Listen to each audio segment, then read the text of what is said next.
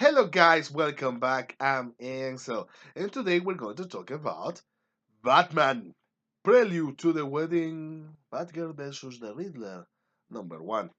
Even though it is Prelude to the Wedding, number 3. I really don't understand why they have chosen to name these things as they have. I mean, they are pretty much self-contained, so that justifies the number ones. But they are parts of a single story that really basically conforms this miniseries. Though that actually justifies more the number three. So well, I guess at the end of the day they could have gone either way, but I would have preferred for this to be the prelude to the wedding mini event or mini series or prelude or something. Um, that's what they have chosen, but uh, that's not really of matter here. So okay, this was surprising. I mean, the previous issue made us or let us know that the Joker is going around like warning everybody or something like a warning about or basically it's gossiping about Batman and Catwoman's wedding. Because as we have discussed before, Joker is very salty about it. Man, he's actually very jealous. So yeah, he's like causing chaos everywhere. And thanks to him, and that's what I think that the previous issue let us know, thanks to him, all the other villains are finding out about this wedding, and everyone is doing something different according to their own characters. They have to do with this wedding. We had Ra's al Ghul seeing the wedding as an opportunity to, at least how he sees the things, to develop some conscience in his grandson. So maybe Damien could accept the Al Ghul ways. Uh, we saw Hosh taking this as another opportunity to envy something from Bruce's life. That was funny. And now we get to find out what the Riddler thought about when he was told that Batman was getting married, and I was not expecting this. So he goes after Batgirl, and I'm just going to say that basically, I mean, how can I say this? It is a little of a spoiler, but it is still since the very beginning. Um, okay, I go for it. Basically, he has a crush on Batgirl, and this comes a little out of nowhere.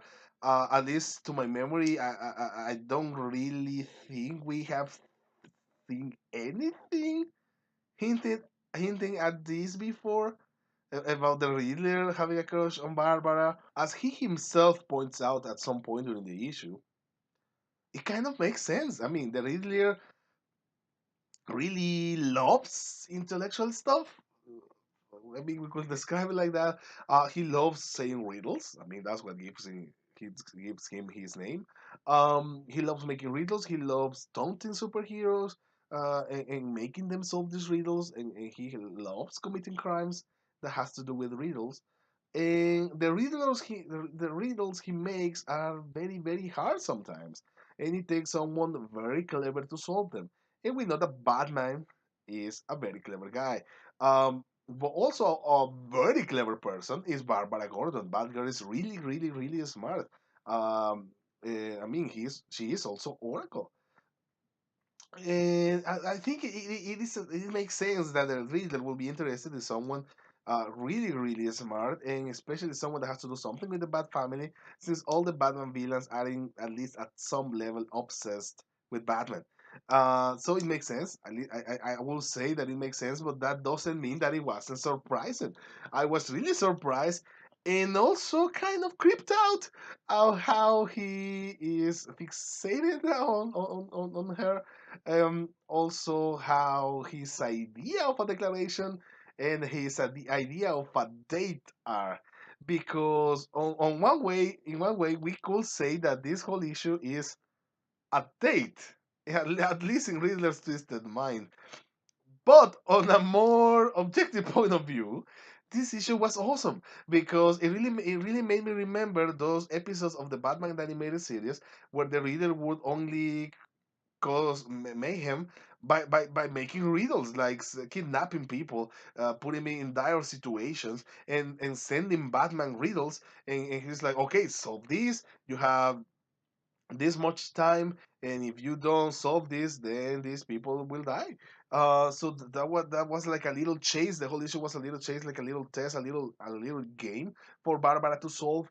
And I mean, not much focus was put on the riddles, and I would have liked to see that a little more on the pages, but what we got was still great. We see Barbara going on this quest to save these people, guided by Riddler, and he was very clever. I mean, Riddler is a clever guy, but it was very clever of him to use technology that Barbara cannot use to her advantage.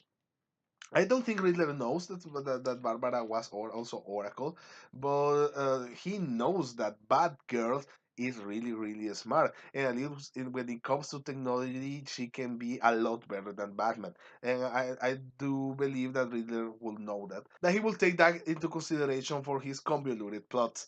So yeah, this was a well-crafted issue. I loved everything that had to do with the Riddler, except his crush. I'm still creeped out by it. I mean, it came out of nowhere. It makes sense. It is in character for the Riddler, but why was it still very creepy? Um, and it also helped in with Barbara coming to terms with some feelings of her own. And I hope we get to see a little more of that, even if it is on the Prelude issues, or maybe on the Batman comic book, or maybe on the Batgirl comic book. But I hope we get a little more development of that. So yeah, this was awesome. So I want to have to give it 4 question marks out of 5. It was really great. And really, you're a creepy guy. So yeah, what did you think of this issue? Did you enjoy um these quests that Riddler made Batgirl go on? Um, what do you think of Riddler's riddles? Would you like to see more of them? Let me know all of that down below. Comment down below if you'd like, and click the like button if you like Batgirl, I guess, and you like the current state of Barbara Gordon comics, and if you expect something better to come soon. So for now, I just have to say thank you guys a lot for watching, and I guess I'll see you the next time.